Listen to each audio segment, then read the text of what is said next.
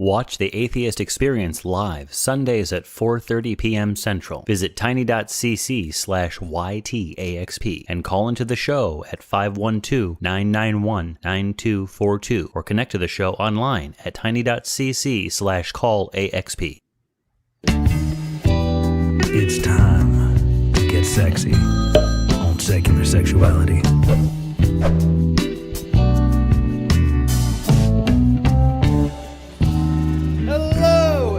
Welcome to Secular Sexuality, the ACA show reminding you that mini-vids, I want clips, and clips for sale are all things that exist. I'm Christy Powell. My co-host tonight is the only person I know who watches more hockey than porn. Welcome, Puck. Well, it's the off season right now, so the ratio is a little bit different than usual. Glad you're shifting it over. Well, I'm joined tonight by one of our favorite clip artists. Welcome, studio owner and performer, Sinn Sage. Hello. Pleasure to be here. Well, tonight we are going to be doing the oral portion of our porn literacy class so we can warm up for the practical lab work next month. So study up and give us a call with your stories and questions at 512-991-9242 or tiny.cc/callsex because the show is coming right now.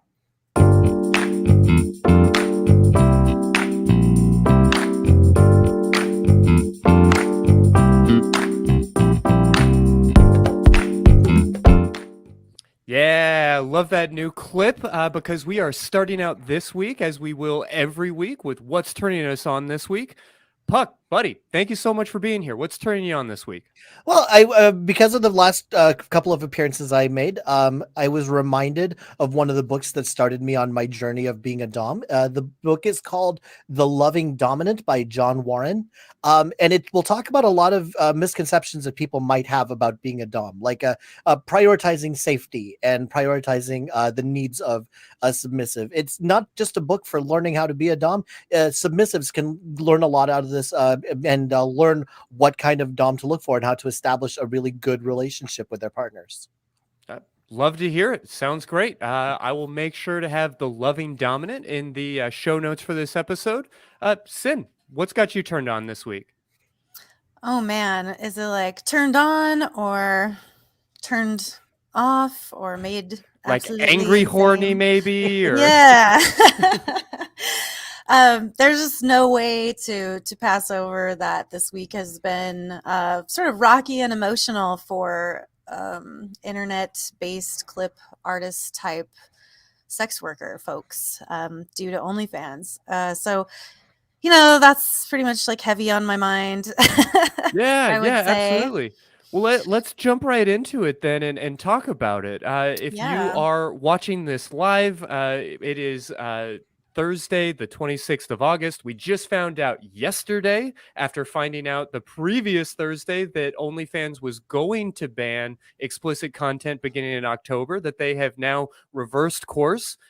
And I mean, hooray! You know, thank you. Everybody who got pissed off and said something, it seems to have made a difference, but I don't know. This doesn't really feel like a victory. How are you feeling, Sinn?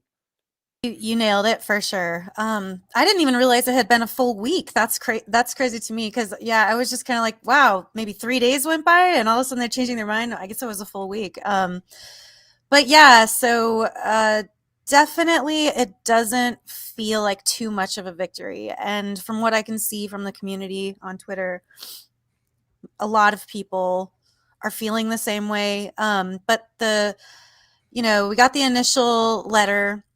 This is after many people had just been told, like the previous morning, no, we're never going to dump adult from OnlyFans because OnlyFans support is widely known to be terrible and they usually don't know what they're talking about. It's really, really hard to get someone to help you with any problem you might be having. So they were just telling everyone, no, we're never going to drop adult. And then literally the next day they're like, okay, we're dropping adult. And not only that, but it's like a month and you won't be able to make money on this site anymore, really.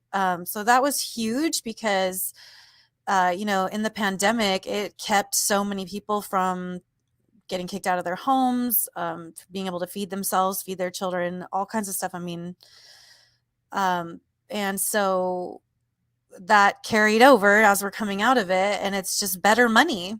So, you know, people kind of need it at this point. But anyway, so they sent that message, and then the following week they're like, never mind, just kidding, we're suspending it. Everyone has been really concerned with that word suspend, because it doesn't say we're completely reversing course, we changed our minds, we'll never get rid of sex workers, and here are all the reasons why we changed our minds, or anything like that. It was just a little comment that says never mind, basically. We're suspending it. So now I think a lot of us are really feeling that okay, so at any time you could just decide to do this again. So I think a lot of people are having to regroup and try to figure out like kind of what their strategy is going to be going forward.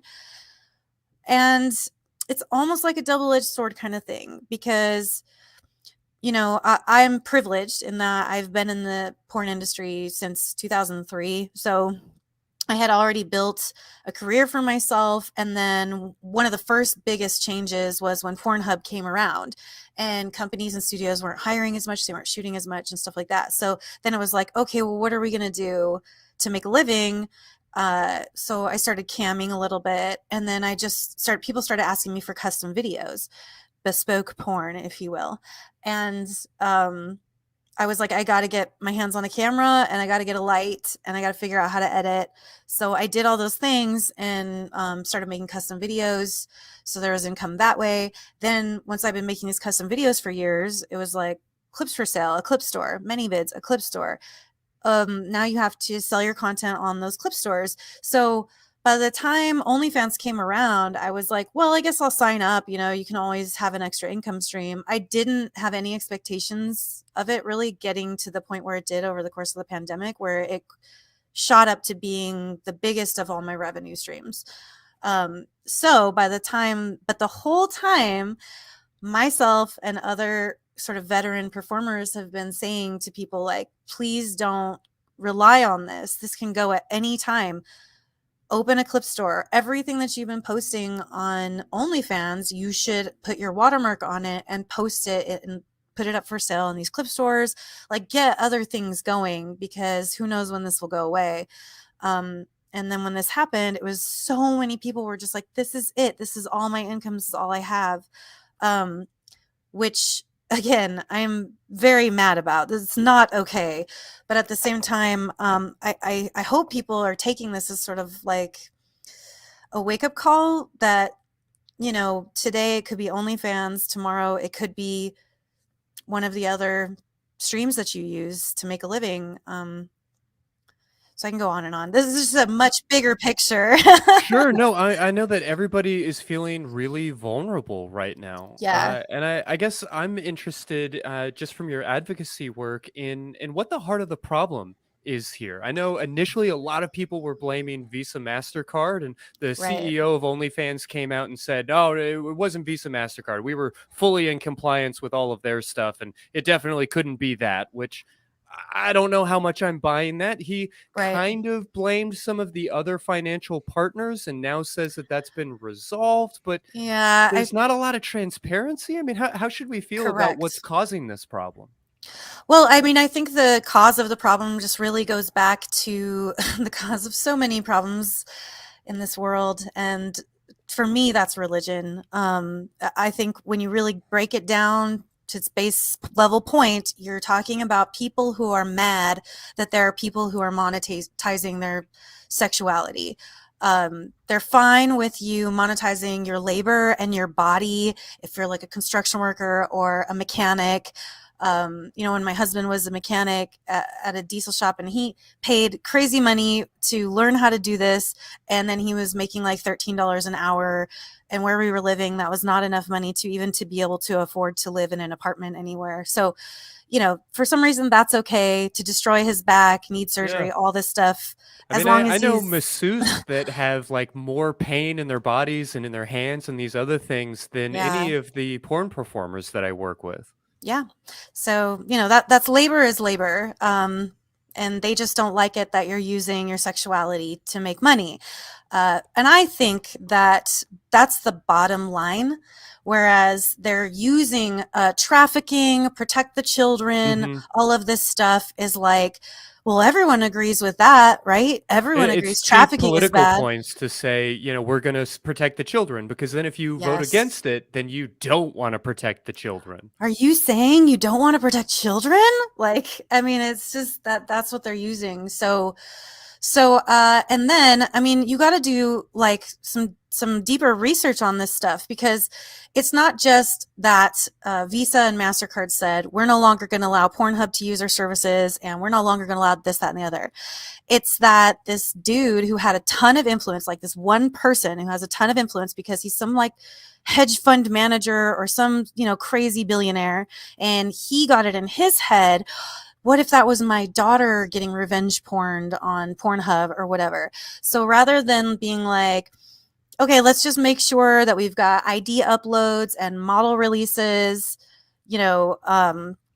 from every performer that appears in every verified video, which I would totally agree with and think would be fantastic. And that's what people should already be doing anyways. But instead, it's like, let's shut this down completely.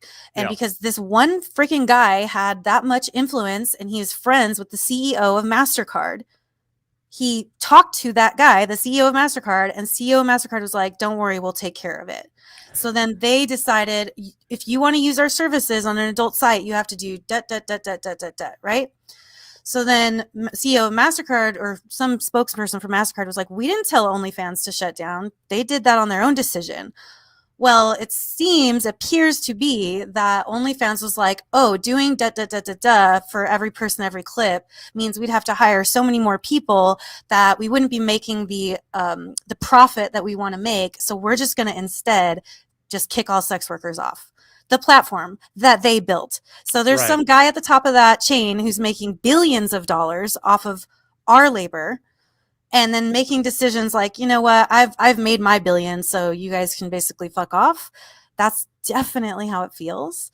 And so those same people in charge, like, you got to follow the money. It's always about money. So when you're talking about Exodus Cry, anti-porn advocacy, that's all that it is. And they make so much in donations from their anti-trafficking policies that where does that fucking money go? Well, all these articles have come out, if you're looking on Twitter and stuff, if you're following this stuff, that show that most of that money goes back into the pockets of the people who are running that organization. And even actual trafficking survivors have come on Twitter and said, I was a survivor. When Exodus Cry reached out to me, I thought, here's the help I'm going to need. Instead, they got practically nothing. They didn't get any job training except like, well, here, I'll show you how to clean houses and stuff, which is fine. I don't job shame anyone ever. But the point is, they're like, it's one thing to get saved from trafficking for sure, but it's another when you're just telling someone like, don't do that job that is you're doing well at and you're being successful at, and you're making a good living at, because it's bad for you, because I told you it's bad for you. But here we can train you how to clean houses and stuff. Yeah, you'll be making, I don't know, like $60 a day, then gets taxed. But you won't be doing sex work anymore, which is dirty, dirty bad. Yeah, I mean, there's a meaningful lack of real solutions here, which is just exhausting.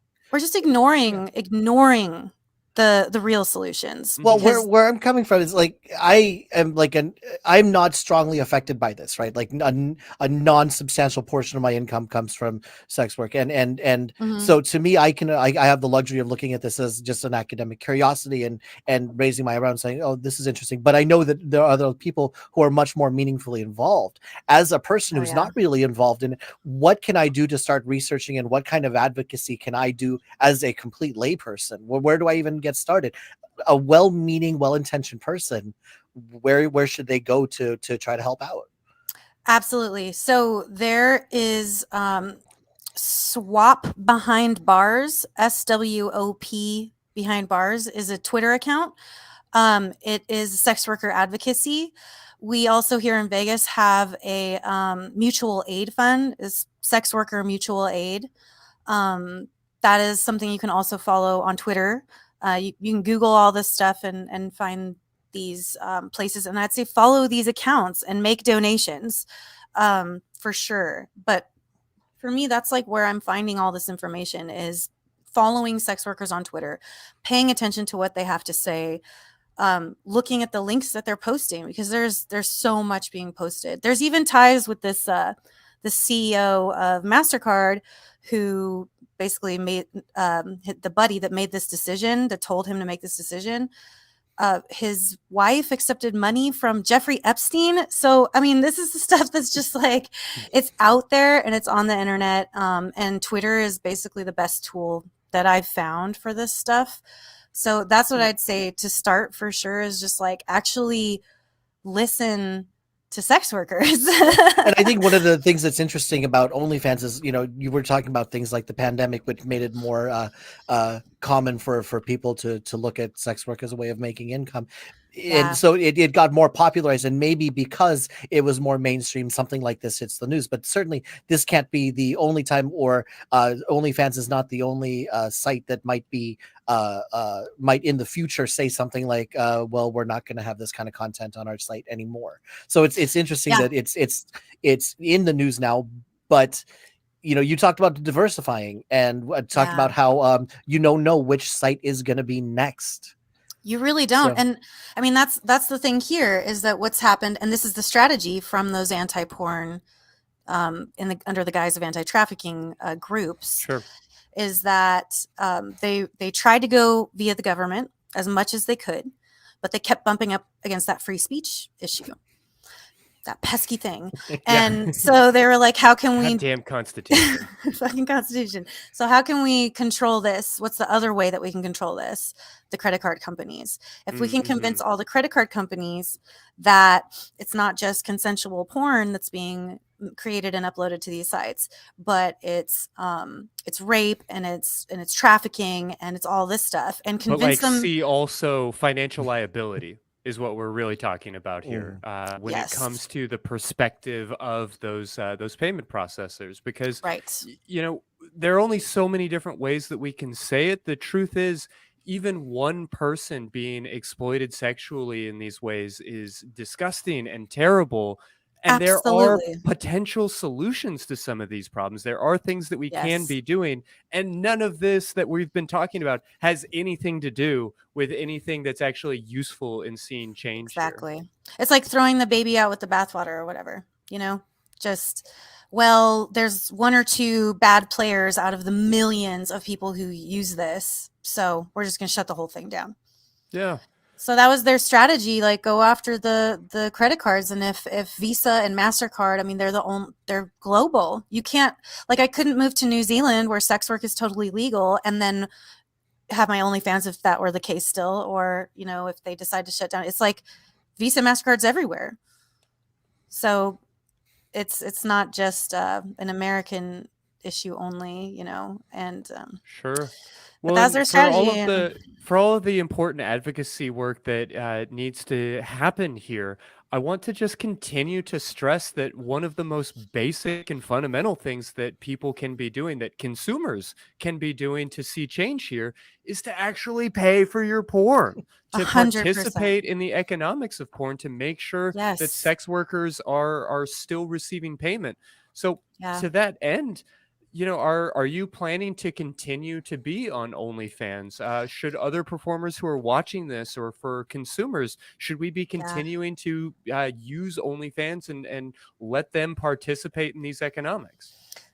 That is a really tough question, and it sucks that we're put in this position, because it's one of those things where you don't want to.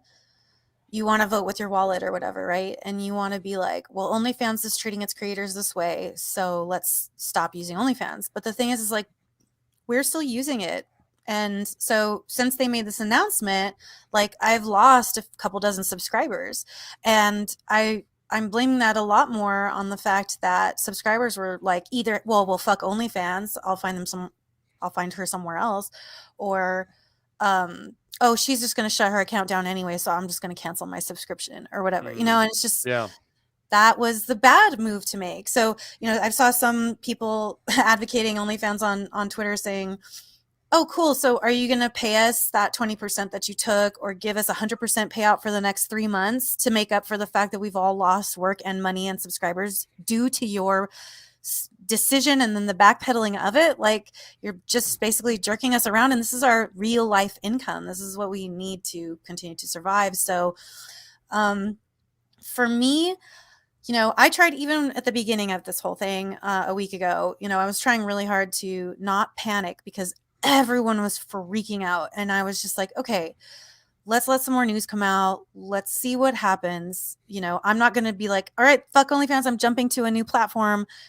And then they changed their mind, of course. So then I'm like, oh, okay. So what I feel like I'm going to do at this point, because I do feel like this isn't a permanent thing. I feel like who knows what can happen. I mean, I really feel like that. And that's our whole livelihood and careers. Stay curious, stay For nervous. sure. Yeah, basically. Like, stay nervous, but don't have anxiety, please. Don't add to your anxiety, but just stay urgent, basically. Like, make sure you have a plan put in place. That's basically what my plan is right now, is like, I'm not changing anything about the way I do OnlyFans really at this moment, but I am absolutely going to start up another fan site, like how OnlyFans is. Like I said, I've been diversified for years and years and years. So for me, it's I want to have another fan style site ready to go. So so that's maybe the message to any performers that are watching right now, is just to make sure that you are on ManyVids and I Want Clips and definitely Clips for Sale and all store. These different things that I keep throwing out there for a reason. Yes, please just so do that you can feel safe in that way. Yeah. Yeah. And then that way, sorry, real quick. I knew that if it happened to me, I had a cushion. I survived before OnlyFans, and I knew I would survive if it was gone. Or at least I had some space to move around in until the next one came up. So I'm thinking about going to Loyal Fans, just because it is connected with Clips for Sale, and they've been around for so long. So that's my main message is, just have a plan, have a backup ready to go. Yeah, and then there are a number of creators who they're not nearly as diversified. OnlyFans might be all they have. What are the first steps toward diversifying? Like, where else should they look? Obviously, Patreon will allow pretty much. No, not Patreon. Oh, I'm getting a no. Okay, no. So what? So this goes to show you, I'm the new guy. I'm learning. I have to figure all this out. What are the first steps to diversifying for someone who just got started? Yeah, so I mean, I tell anyone. I know a lot of people who were basically not sex workers, and then when pandemic hit and OnlyFans became very popular, they just started doing that. If they want to diversify and make sure that they've got a cushion and they've got a plan, I would say take everything that you've shot for OnlyFans and post it on OnlyFans and just watch it go down the stream. I hope you held on to all those clips, because take those clips, get yourself a watermark, which you can find on like Fiverr, sites like that. You can hire people to like help you out with this stuff. Put your watermark on your content. You're really going to want that there.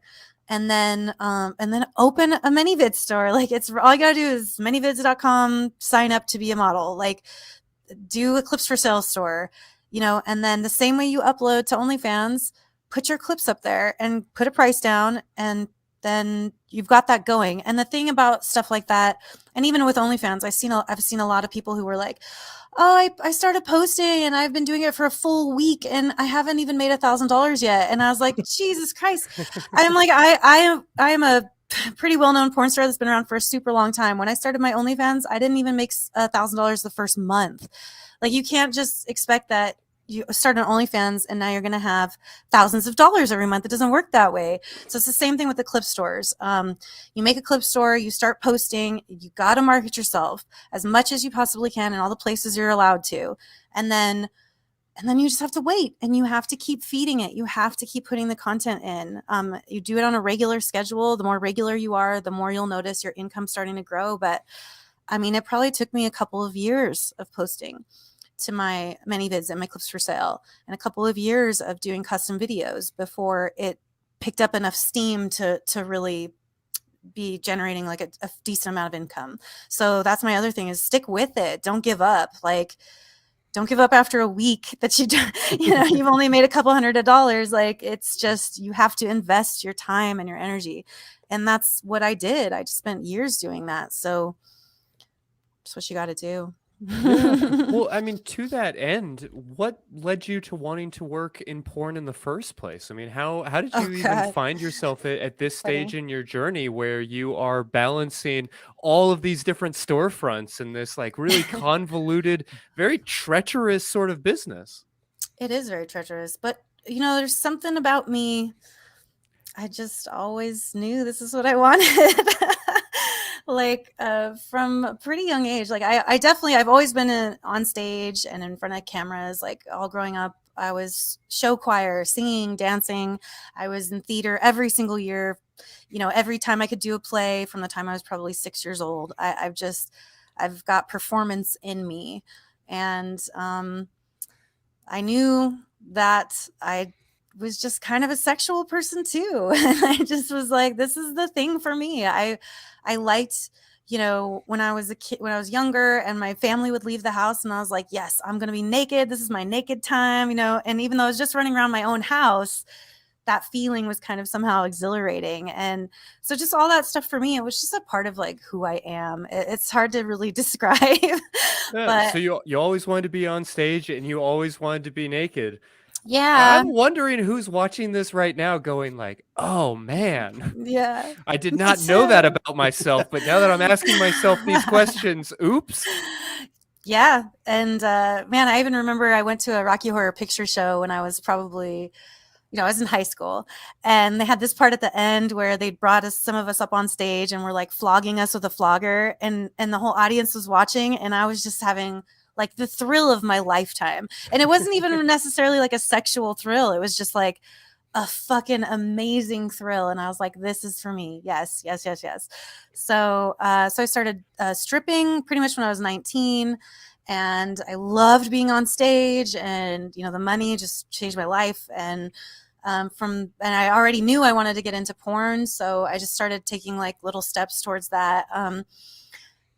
Maybe where you're at, you have like a city newspaper kind of thing, where it's like out here it was like LA Weekly or OC Weekly, and there were ads in the back because we're talking early days of the internet. And I would just call the numbers. They were like looking for nude models and stuff like that, and drive to LA and do a photo shoot and get a paycheck that was more than I was making at like my retail job in 2 weeks. So I was like, something about this just keeps getting more appealing.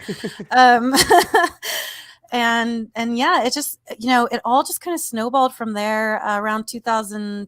Like I was working in porn here and there, wherever and whenever I could, but it was mainly dancing was my income.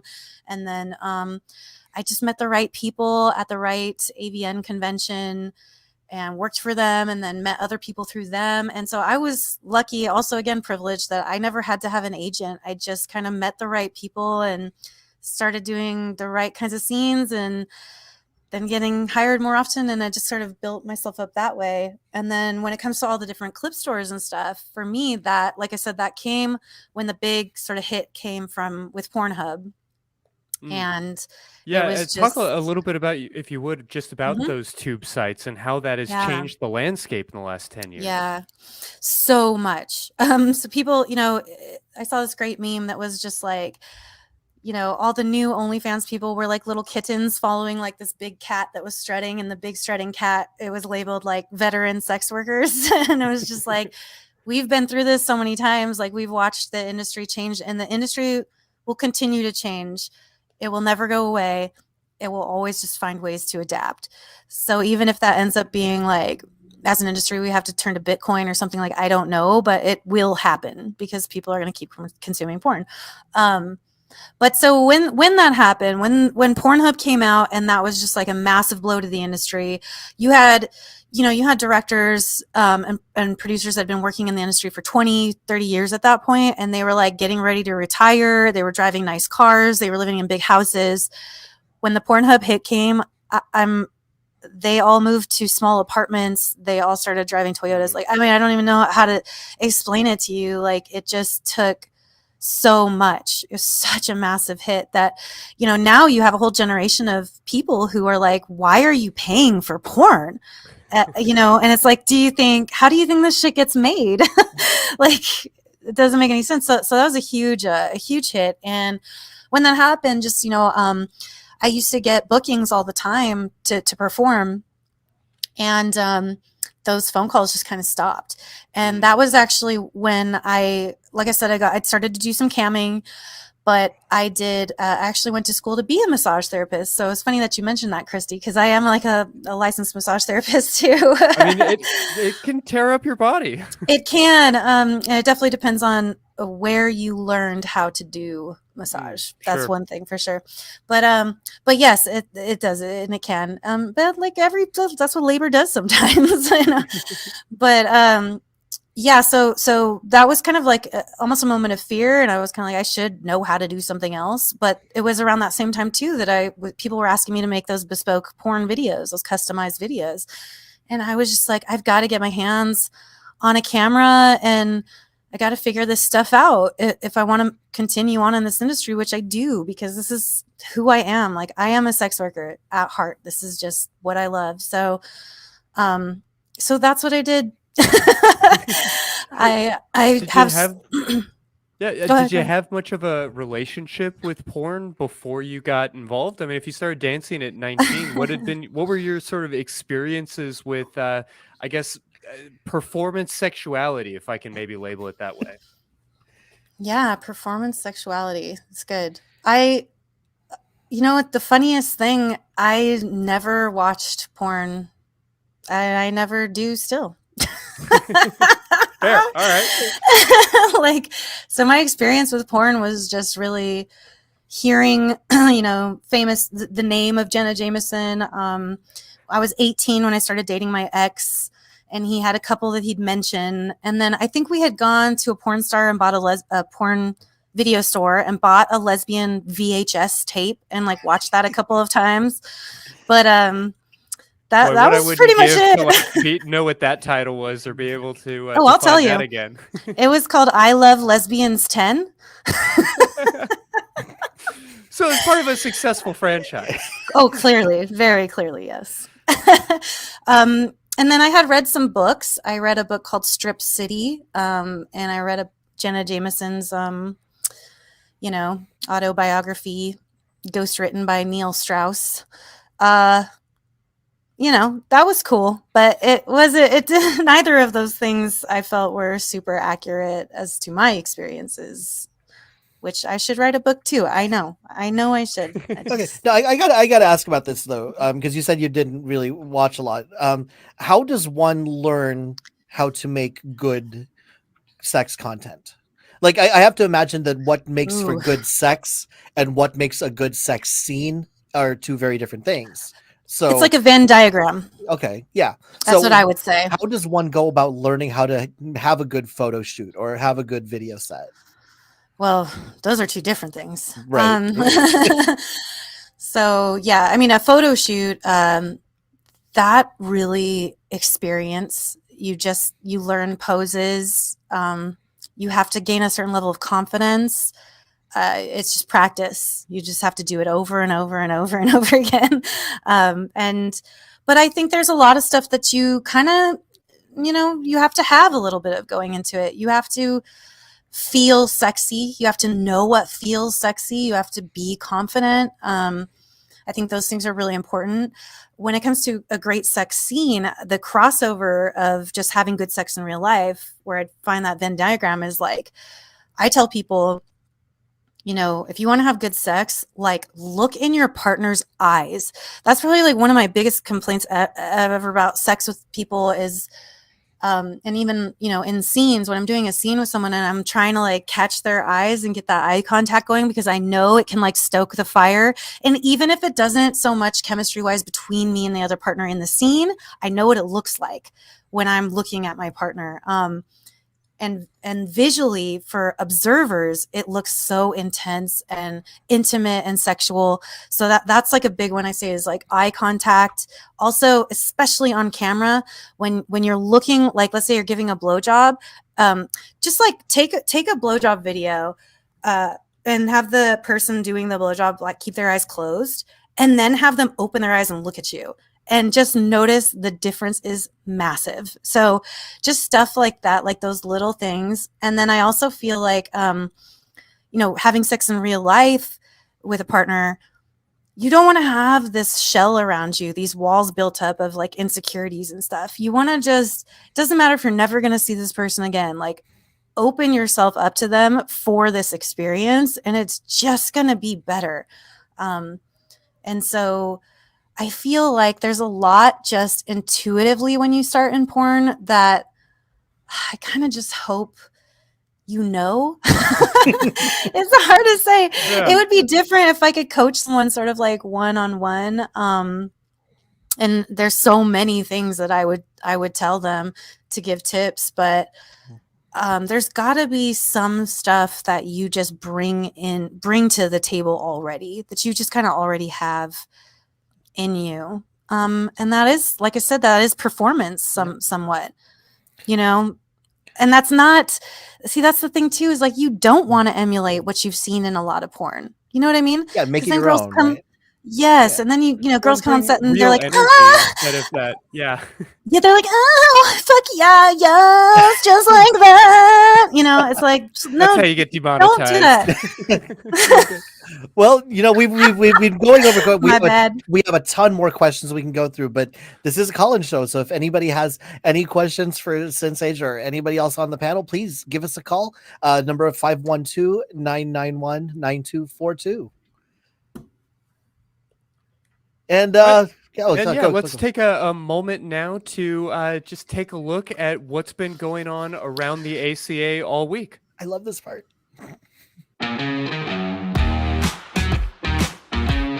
Now that I'm like this sort of pseudo quasi celebrity with the Atheist Experience Network, I have thought about whether or not I should go back and maybe get rid of that old Twitter account.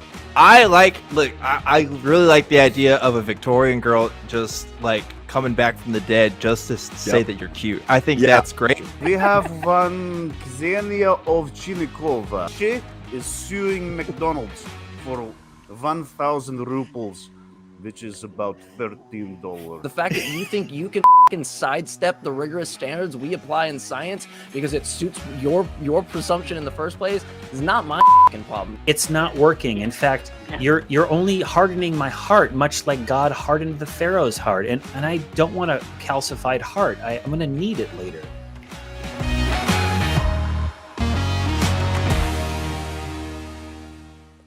Oh, well, shit. Now I definitely need to go and shut down that old Twitter account. Goodness. I got to say, there's a number of people who consume ACA content in podcast form, like they're listening to on speaker or whatever platform. Count me among them, for sure. Yeah, but you are missing a lot when you don't see it. And there was something that I'm just going to say the possessed koala with glow in the dark eyes.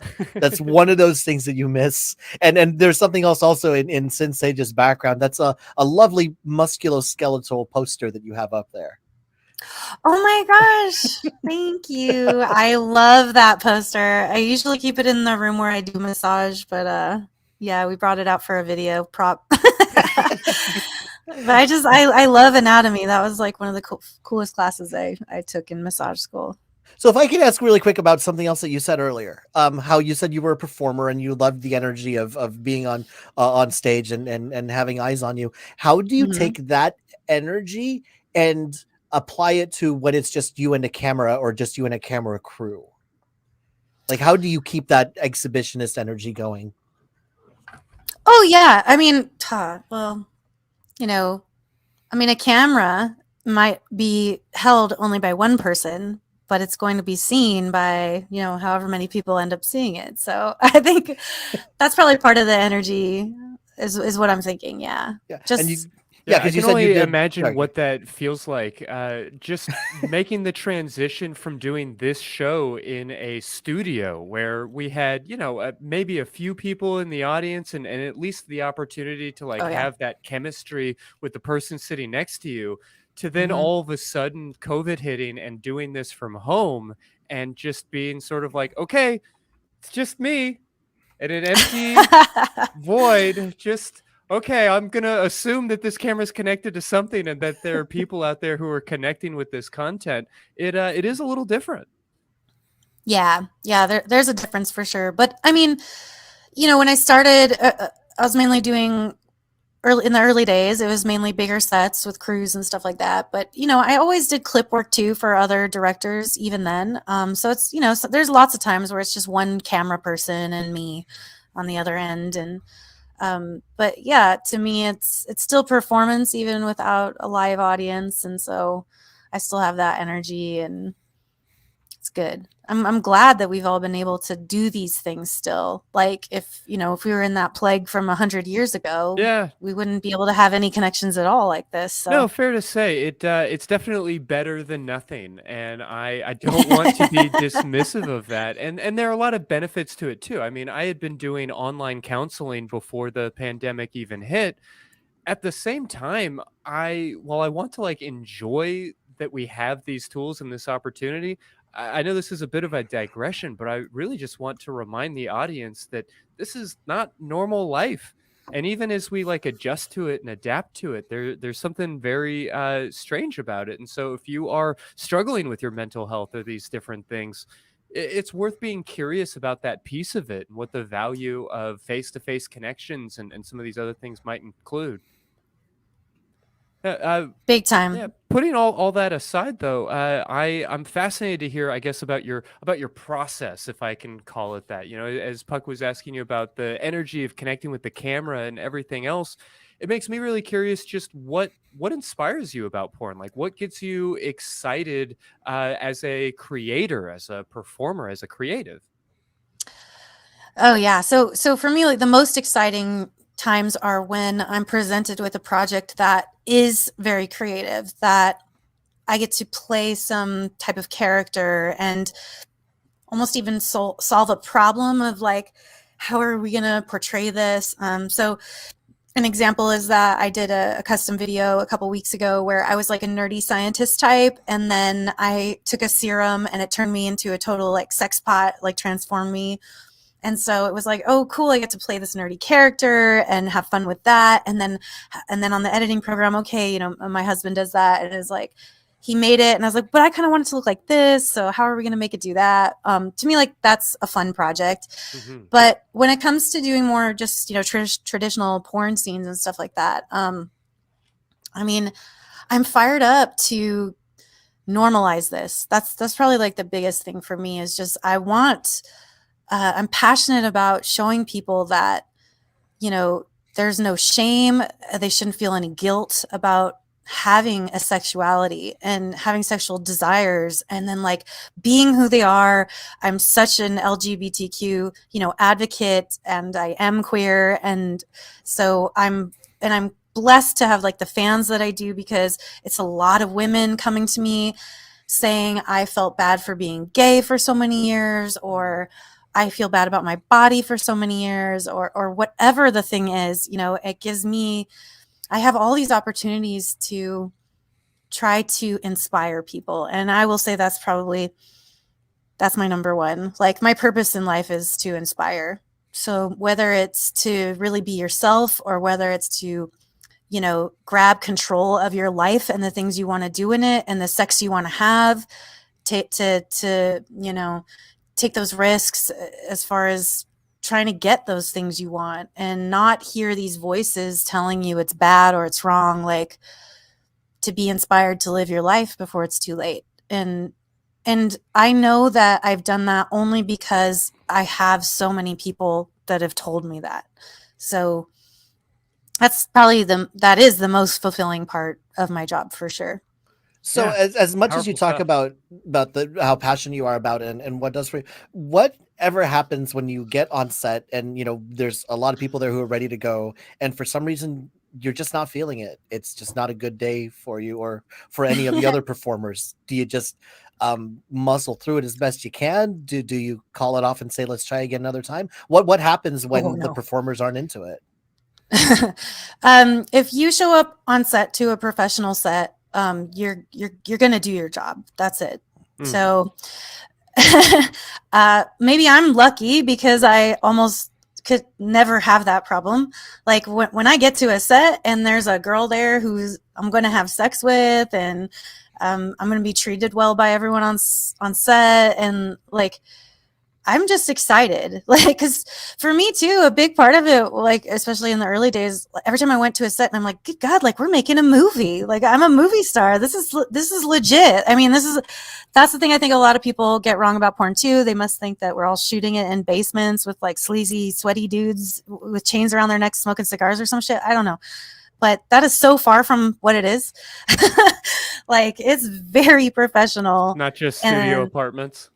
Right. No. The indie circuit, like it's studio apartments, it's rental homes, it's apartments, it's whatever. But then it's usually just, me, my partner, who's my cameraman, and then the other performer. And we've all agreed on doing it with each other, and we're all professional with each other, and we're just having a good time. But when you go to a professional set, I mean, there's a big crew of people there, and, there's craft services, and you're just treated well. And I was just always like, oh my gosh, I'm a movie star. This is so cool. I've been lucky. I've had just overwhelmingly wonderful experiences in this business. So I haven't really had that happen, but I do agree that you do kind of just muscle through. I mean, because no matter what, when I put myself in the shoes of like other performers, it's like their agent booked them this job. So their agent is going to be held accountable if they don't do the job, or if they half-ass it, and you don't want your agent yelling at you, but also you want to get paid, but also you want to get hired again. So, it's a job. You got to do your job. It's great that you're talking to us about, what sets actually look like. If only there was a way to actually, help our audience understand, because I think I made this comment while we were in the wings. We were saying how a lot of the people who have a problem with porn probably have a very bad misconception about what porn actually is, and all the stuff that's involved in it. So they have no idea. Like, very professional quality. I mean, like you said, the people are treated very well. But I suppose one interesting question is, like, as a layperson, if I'm trying to investigate a studio to see if they're ethical, to see if they treat their performers well, how do I begin to look for that? Like, I could probably subscribe to one of like 50 sites right now, but how do I know which ones are the ones that are the best for the performers? That is really hard, because the scenario you're describing, like, you will be spending your money. So that's why, as Christy was pointing out, the number one rule is pay for it.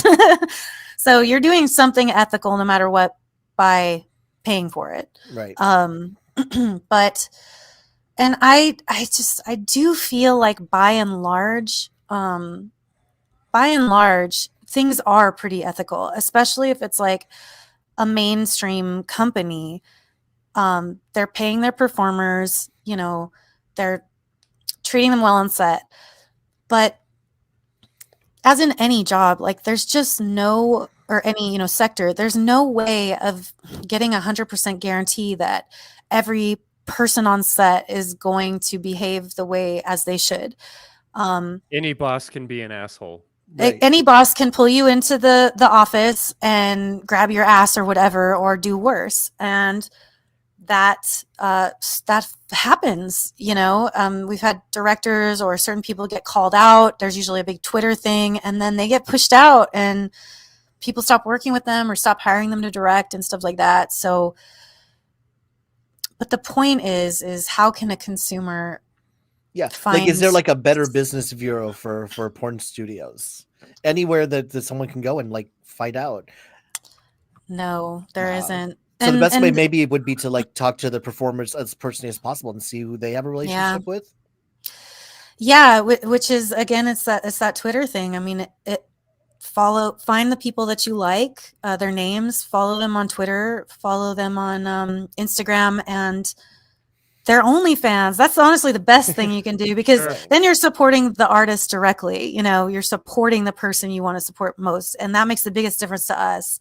Whereas supporting a studio, it is good still, but it's a big studio. Like, I don't know. Everything that we're talking about involves just creating more dialogue around porn. Yeah, of course. Like being willing to actually Yeah, like there are so many articles that come up in my feed about, Marvel movies and these big things.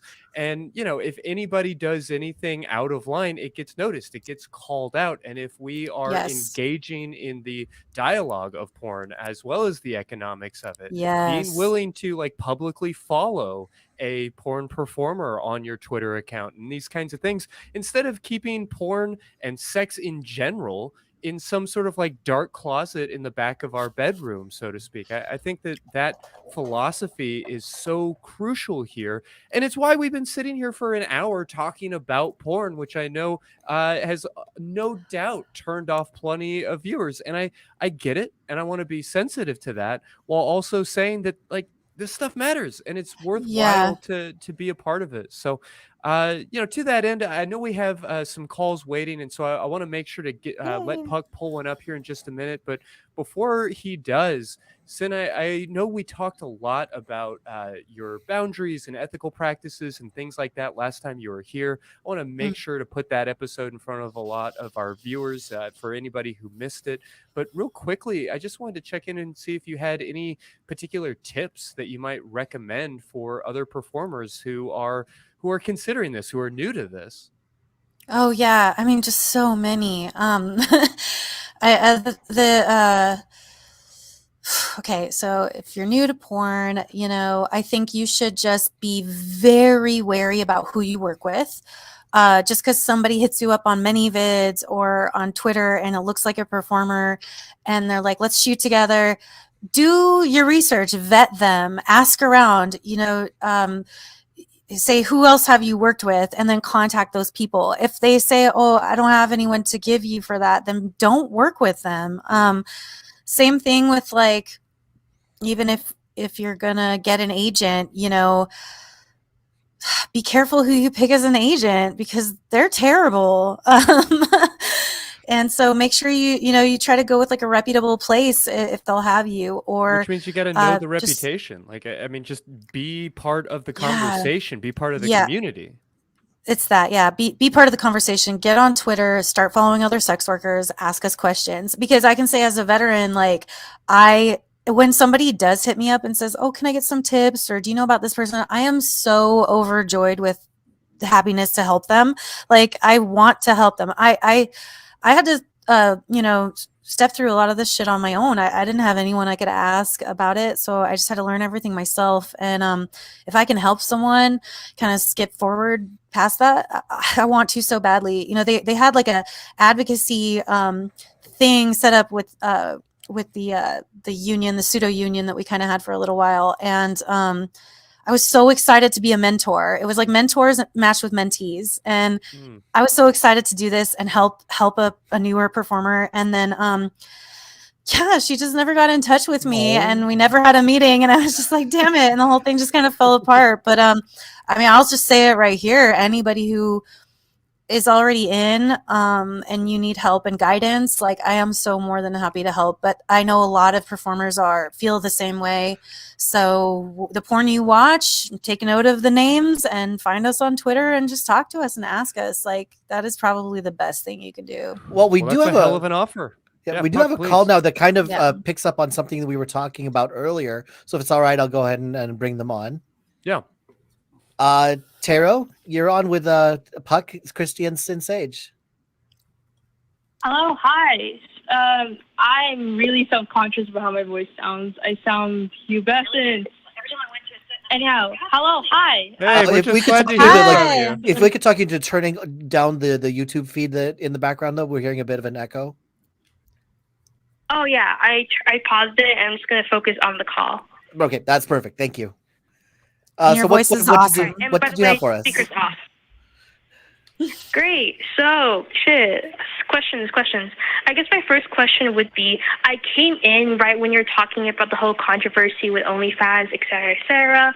So my first question would be is, let's say as an individual, you want to learn more about sex work, advocacy, rights, etc. Where would you go? Sounds like a very big question, so try to answer your best way. I mean, yeah, I, as far as I know, there doesn't exist like a place that just talks about all that. So I think like what we were just saying is follow sex workers and follow porn stars and porn people on Twitter, and start there is a really good place. Yeah.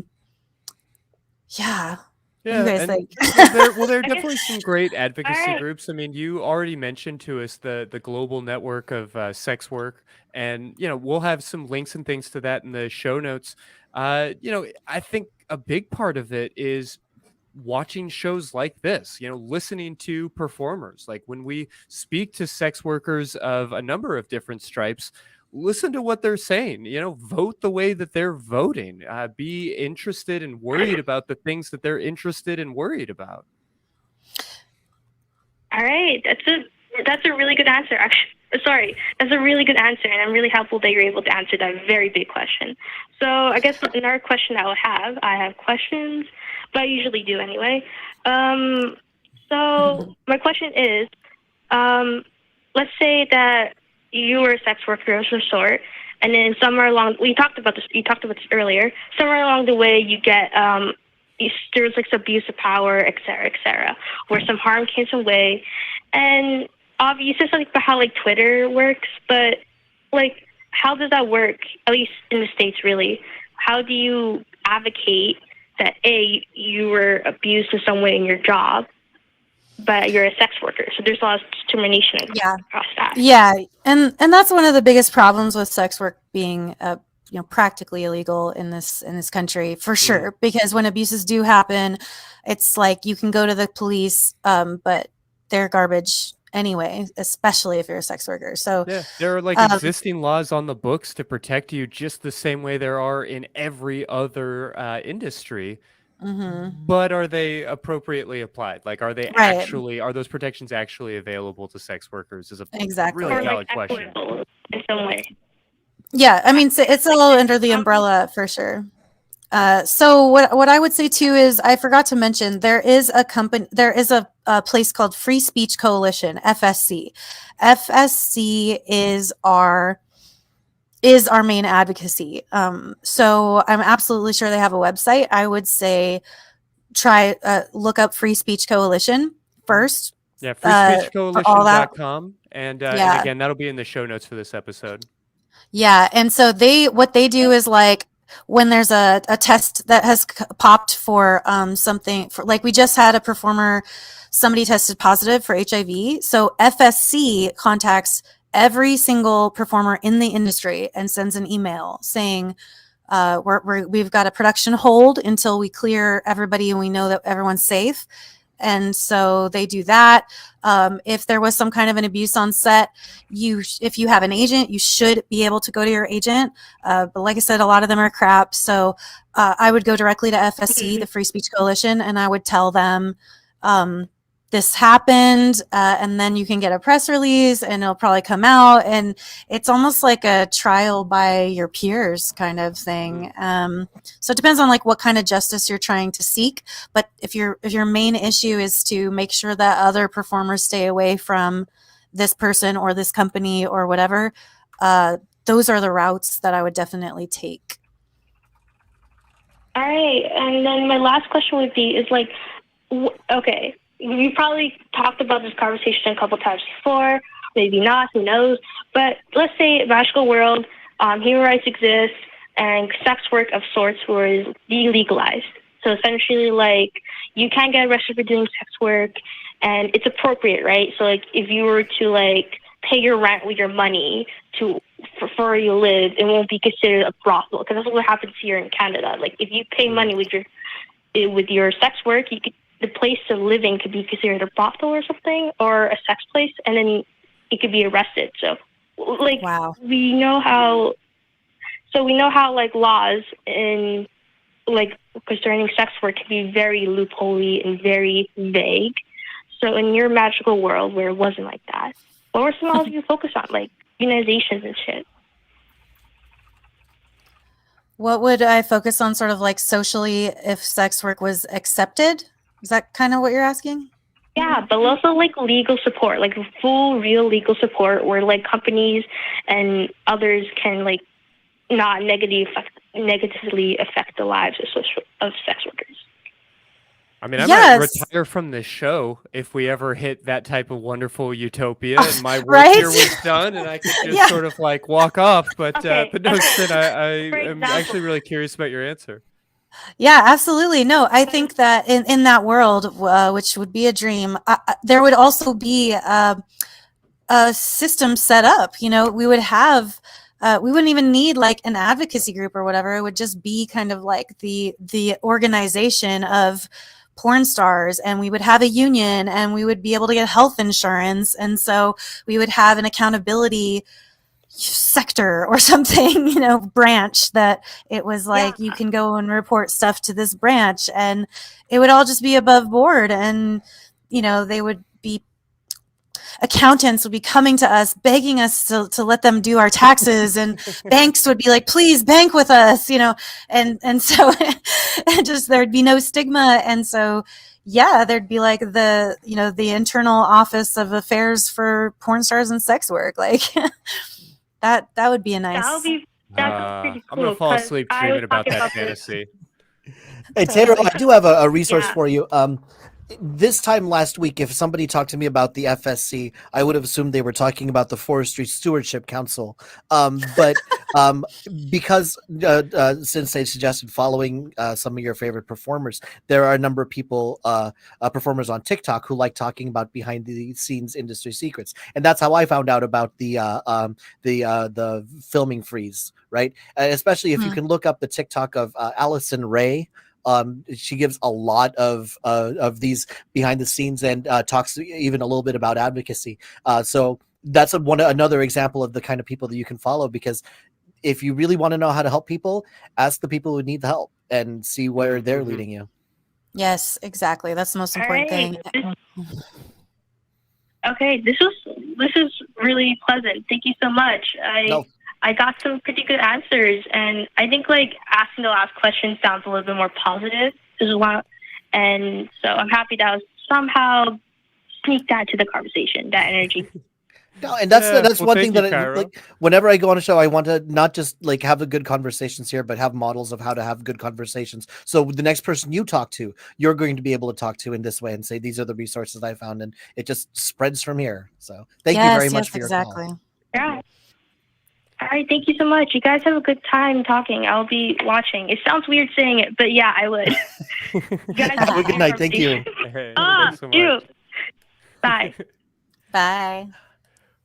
Well, yeah, I do love the positivity of that question. Like, what would it be like if everything was the way that it's supposed to be, was the way that we are advocating for it to be. And I guess to that end, it's worth taking some time tonight to debunk some of the myths and to maybe acknowledge some of the criticisms that are coming, you know, sometimes from a sincere place of concern for sex workers and for human beings, and more often than not from fight the new drug, new Exodus type, you know, bullshit organizations. So to that, I guess I wanted to ask Sinn if you really feel like porn is a profession of last resort. I feel like it's often framed as maybe an act of desperation in many cases. So porn and sex work in general, I don't want to take anything away from the people whose personal experiences are an act that they got into it through desperation, because that definitely exists, and I can't pretend like it doesn't. But when someone is desperate, to know that they have a way of making an income and putting food in their mouths is, I think, way more important than how they're doing it necessarily. Sure. But I mean, I am like the biggest example of someone who is clearly not in that position. I was raised, I'd say middle-class household. Both my parents were teachers. I got all A's and B's in school and did a lot of extracurricular activities. I got accepted to university. And my decision to not go to that was based on so many different things. But one of them was that I wanted to do sex work. And I'm like, so I'm going to put myself into how much debt going to a university when I'm not really interested in doing anything that a degree might even afford me the ability to do. But I do know I want to do sex work now. So I chose this 100% for myself out of zero desperation of anything. I mean, I had other opportunities and they didn't sound like fun to me. They seemed boring and arduous and just not like, I feel like so many people think that if you don't follow this recipe for a life, if you don't go to college, get a career, get a partner, a marriage, then have, 2 babies, then retire, and then you go on vacation. It's like, then your life, there's no way you can have a fulfilling life. Like, that's just such nonsense. And the fact that people look at what we do, what so many of us have chosen to do because we enjoy it, and judge that and say that we're doing it because, we're too stupid or lazy to get another job. Like, that's just so absolutely false, especially because I know so many women in this business, and I just want to say women because they started their own studios or they direct all their videos or they're just like extremely successful. They've got like multiple degrees from various universities. I know so many smart, motivated, intelligent people in this business that to just brush them all aside with the assumption that everyone is here because of desperation is egregious. Well, I know that, you are constantly under threat of losing so much of what you've worked for, and everything, especially in the wake of the OnlyFans announcement, feels a little bit vulnerable, maybe. Do you have any regrets about making that choice, about deciding to get into this line of work? Never, not once. Like, the life that I've been able to have and make for myself it would have been completely unattainable, like really through most other means. I've had so many adventures. I've met so many incredible human beings. I've been to, travel to different countries and stuff. I've gotten to really live the life I've wanted to with the freedom that I've had. And doing that just by making the art that I like to make, and the entertainment. I hate that people somehow, separate sexual entertainment from any other form of entertainment. I mean, or think that the entertainment we make is somehow of just vastly less value or none at all. So I personally don't have any regrets at all. I love my career and, my life. And so what you say as far as the threat that's kind of always hanging over our heads for people who do what we do, I feel like that's just something that you accept as part of the deal. And again, as an industry, porn has always been incredibly adaptive. So I really just feel that anytime, they think they're swinging this big hammer down and they're actually going to squash all the porn in the world, I know that we're just going to find another way, because we always have and we always will. One of the myths that I wanted to touch on too, and again, a week ago, if I hadn't done the research for this show, I would not have known about the system where if somebody tests positive for HIV, there's actually a freeze. I had no idea about that. One of those myths that gets passed around is the porn actors and actresses are just walking disease bags and they're just spreading it around to everybody. But it sounds like there's actually a good amount of protection for performers. Oh my gosh. Yes. That is, you're correct that we're all walking disease bags. And that's one of the biggest pieces of irony, because we know our status 100% of the time. We get tested every 2 weeks. As long as if you're working, you have to have a test that's within 14 days. And I guarantee you that most people walking around there having sex do not get tested that often. Fair to say. They just don't. And they're still having sex without condoms. They're still having unprotected sex all over the place, and they just think, well, that they're safe or whatever, and they don't know their status, and it's mind blowing sometimes. I think it is a little bit of cognitive dissonance there too. But we always know our status. The test results at the places that we get tested use DNA sequencing and stuff like that. So we get the results back the very next day. And then, like I said, 14 days goes by, you have to get another test. So that includes, like, if someone pops for chlamydia or gonorrhea, they're notified immediately. Their scene partners are notified immediately, and you get the medicine, I think, for free. And then we had a syphilis scare a few years ago, and they basically made everyone get the antibiotics, which I had something to say about that at the time. I had a horrible reaction to those antibiotics. Oh my God, it was really bad. But that just goes to show you how rigorous they are. They were just like, if anyone wants to work in this next 2 months, you have to have this syphilis shot. So, and then again, if someone pops positive for HIV, it's like they shut all production down. Like, we all get an email that from the FFC that says, like, please, do not perform right now until we get this cleared up.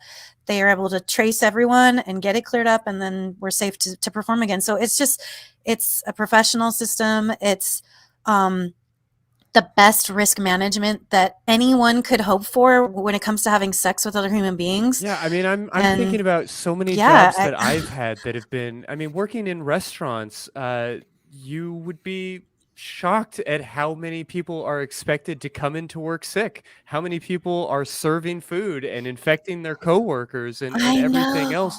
I mean, this level of, like, protection and safety has not been present in the vast majority of industries that I've worked in. Absolutely. I worked in restaurants too before I really got into dancing and stuff like that when I was 18. And yeah, it was like you couldn't just miss a shift because you had a cold.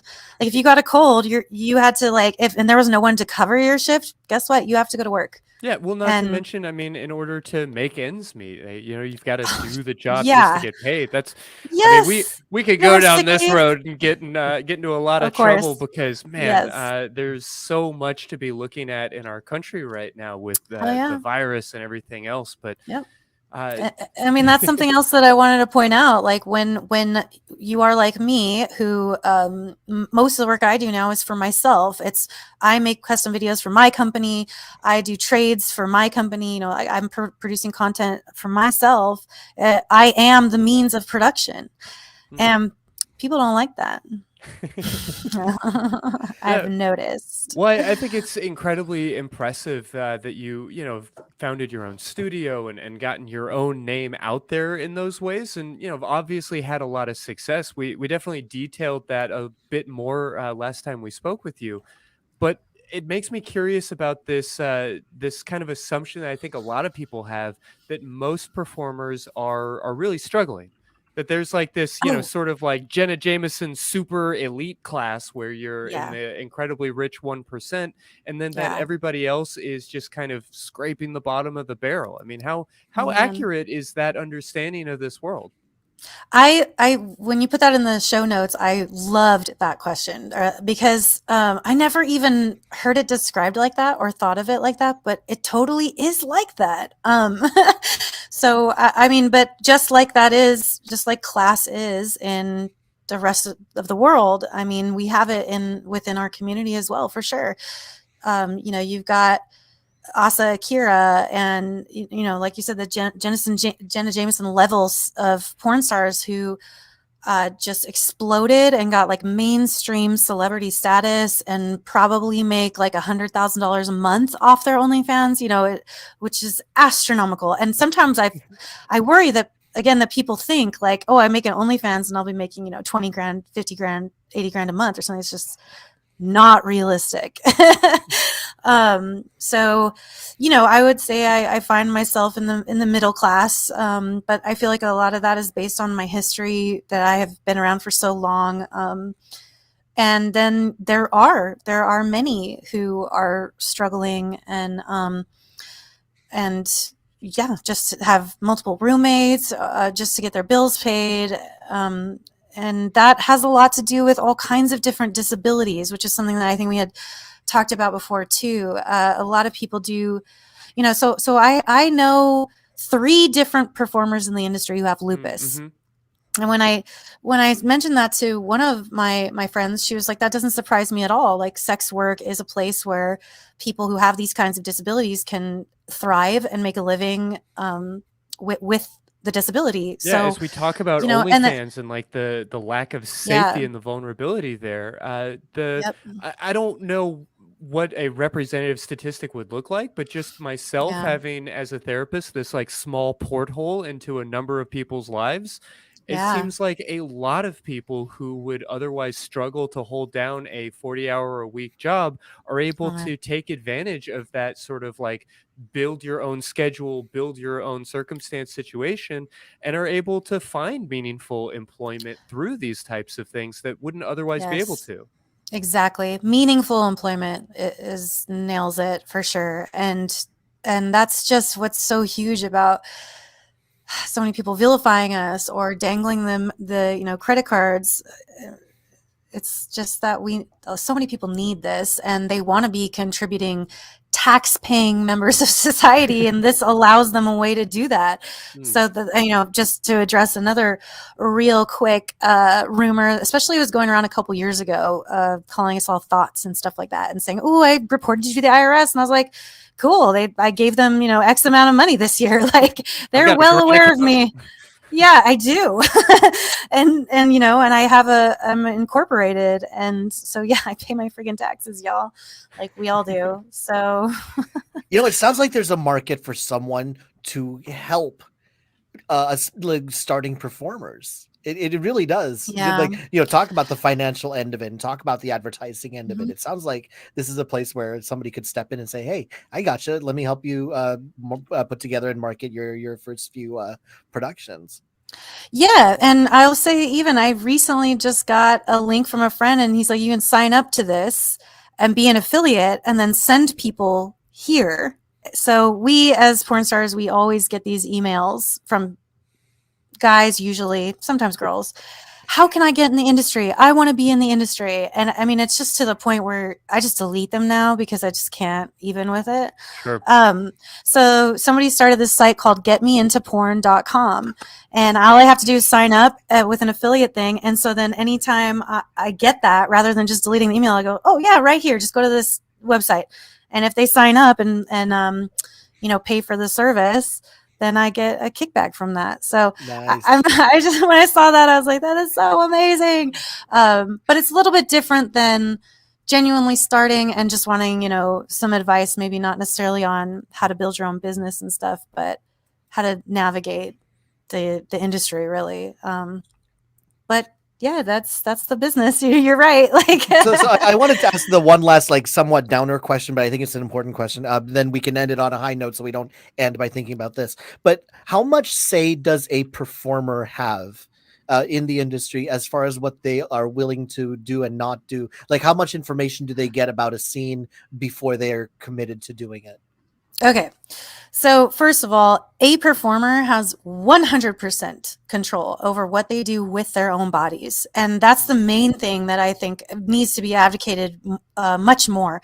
You literally never once have to do anything you don't want to do.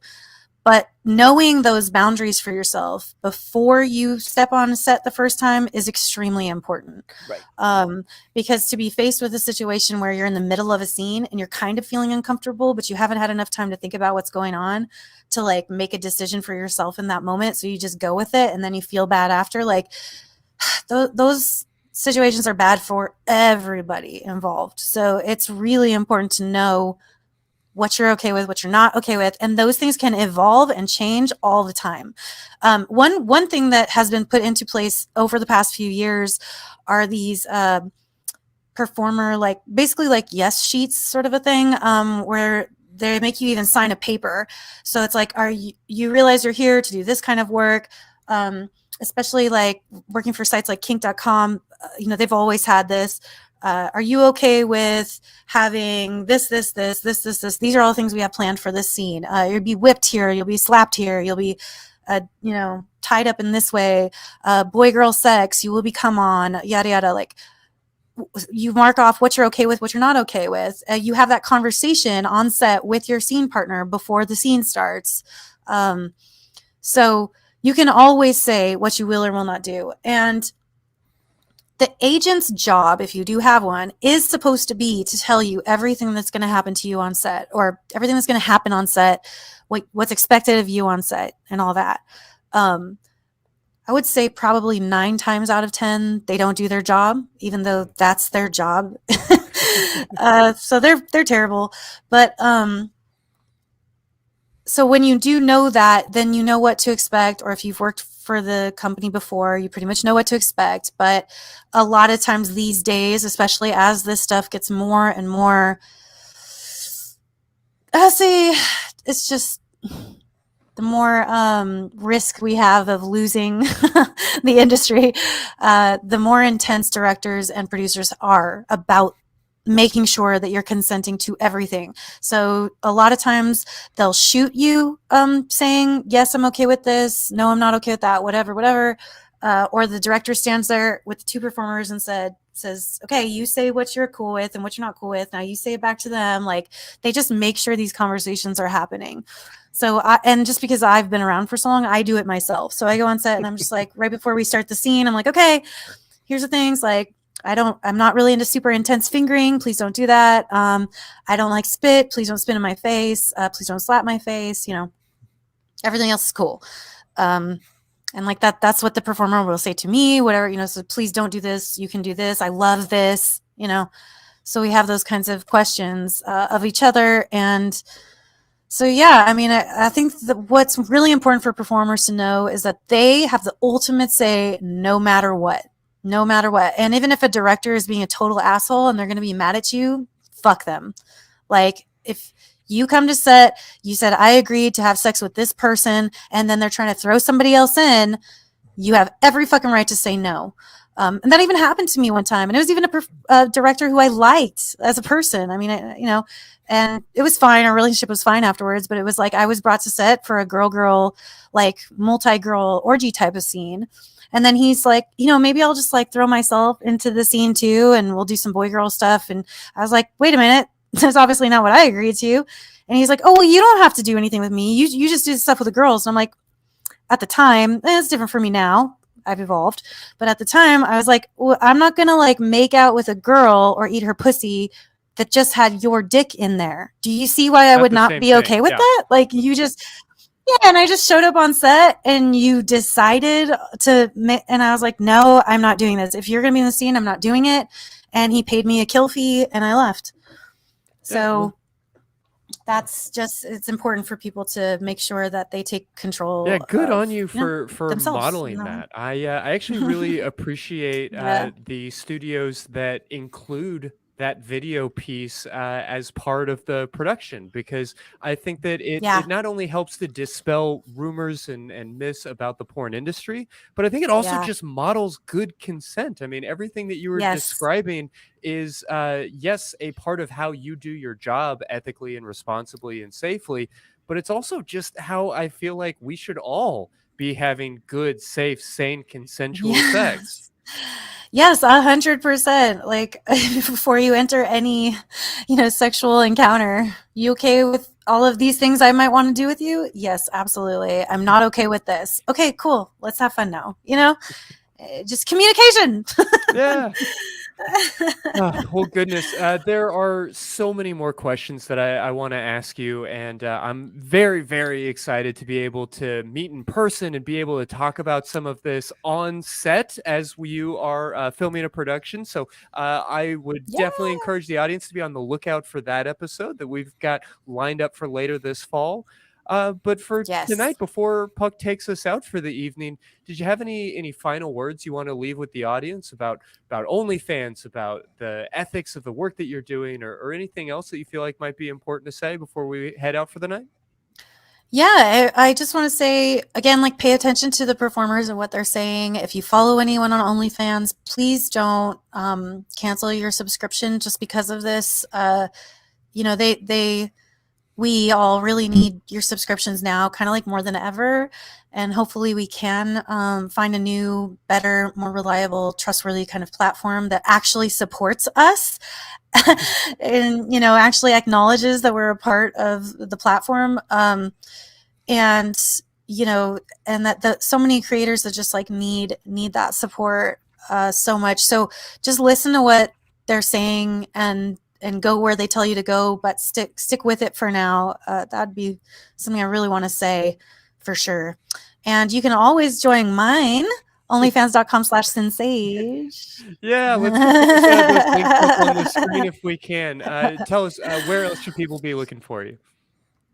Yeah, so right there is my link tree, so you can find all my links. But Sinn-Sage.com is where you can go to buy my full-length feature films that I've produced, as well as if you're interested in a custom video, a bespoke video, you can find my order form there as well. And then onlyfans.com/Sinn Sage for now. That's what we've got going. And yeah, I have a many vids. I have a clips for sale. So please find me on Twitter as well. I'm very active on Twitter. If you tag me, if you at me, and I see it, sometimes it doesn't show me everything, but I will always write you back. I'd love to talk more, like, with the caller if they have any more questions, or anyone who has questions about anything. Honestly, just hit me up on Twitter. It's totally free. I love talking about this stuff. I love normalizing this industry and this as a job and as a career. So I'm so happy to demystify this world for you. All right. Well, thank you very much for being here, and definitely check out that link tree and Twitter. That's how I found you. Looked you up on your Twitter. If you would like to watch this show or other ACA shows in podcast form, you can go to tiny.cc/AEN podcasts to catch this and back episodes of Secular Sexuality, Atheist Experience, and all the other shows on the Atheist Experience Network. That's tiny.cc/AEN podcasts. You can also please join us on our secular good morning secular sexuality Facebook fan group. There we go. Facebook.com/groups/secular-sex-FG. It's run for fans by fans. Definitely continue to engage with us there. You can also join us at the Discord. Go to tiny.cc/ACD Discord. That's actually where we're going to go right after the show. We'll have some more questions and answers over there. Help support the show by buying some of our fantastic merch. Go to tiny.cc/merch. Merch ACA. I really want that pillow. If I only have one piece of merch from ACA shows, I want it to be that pillow. That'd be awesome. I'm very proud to have my my SecX shirt on the wall behind me. I want that pillow too. And finally, rainbow pillow. This show and these productions would not be possible if it were not for the fantastic crew. We can say hi to the crew. There's the crew. Thank you guys all very much for doing what you do. Kitty. Yeah, so all I have to do is worry about. Thank you so much. All I have to do is worry about making sure I give the lines correctly, which somehow I still manage to bungle every week. So, so thank you very much for being here with us. Yeah, this was a great show. Yeah, Sinn, thank you so much. I so appreciate your willingness to talk about these issues, to help to like demystify and destigmatize sex. Yes. Clearly, this is a moment where we desperately need it. So we appreciate you being here. I hope that everybody who is watching this live will follow us over to the Discord. But you know, in the meantime, it's probably a good opportunity to take a quiet moment to yourself. Maybe pull up your favorite clip from any of these different websites. Find your favorite performer on Twitter and give yourself a big old orgasm. Or, better yet, give somebody else one.